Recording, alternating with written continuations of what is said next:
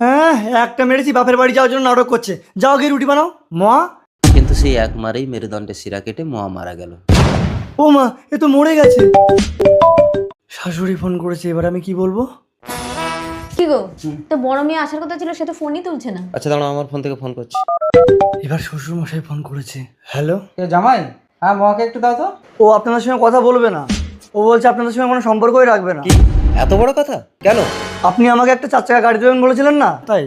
কি আমাদের থেকে 4 চাকার গাড়িটা ওর কাছে বেশি মূল্যবান? ঠিক আছে, আমি একটা গাড়ি কিনে পাঠিয়ে দিচ্ছি, তবে ওকে বলে দিও আজ থেকে ওর সাথে আমাদের আর কোনো সম্পর্ক থাকবে না। হয়েছে গো? কিচ্ছু না, তুমি মনে করো আজ থেকে তোমার বড় মেয়ে নেই, আজ থেকে কোনো ফোন করবে না, ওর সাথে আমাদের কোনো সম্পর্ক নেই, ঠিক আছে? উফ, বেঁচে গেলাম। কিন্তু এবার আমি এই বডিটাকে কি করব?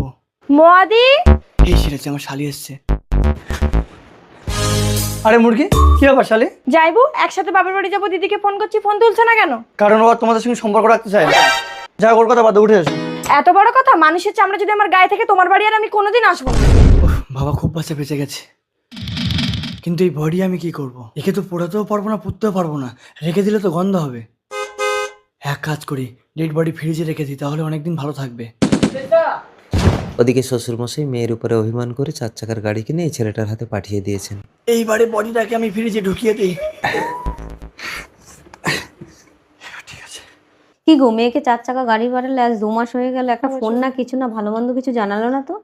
বাবা, তোমার বড় জামাইকে 4 চাকার গাড়ি দিয়েছে, এবার তোমার ছোট জামাইকে একটা 4 চাকার গাড়ি দাও। গাড়ি নিবি তুই? তাহলে তোর সাথেও কিন্তু আমাদের আর কোনো সম্পর্ক থাকবে না। মানে? আরে তোর দিদি মোয়া, আমাদের থেকে ওর কাছে গাড়ির মূল্যটাই বেশি। ও একটা গাড়ি চেয়েছে, ওকে গাড়ি দিয়েছে, ও আমাদের সাথে সম্পর্ক চায় না। তখন ছোট মেয়ে বলল, বাবা জামাইবাবু বলেছে দিদি আমার সাথেও কোনো সম্পর্ক রাখতে চায় না। এই দাঁড়া দাঁড়া, তোর জামাইবাবু বলেছে তোর দিদি তোর সাথে সম্পর্ক রাখতে চায় না, তাই তো? এই কি গো, আমরাও সেদিন ফোন করলাম, মেয়ে কিন্তু কোনো কথা বলেনি। জামাই বললো মেয়ে আমাদের সাথে সম্পর্ক রাখতে চায় না। তাছাড়া আজ 2 মাস ধরে মেয়ের সাথে কিন্তু কোনো কথা হয়নি। কিছু তো একটা সমস্যা হয়েছে। চলো তো মেয়ের বাড়ি।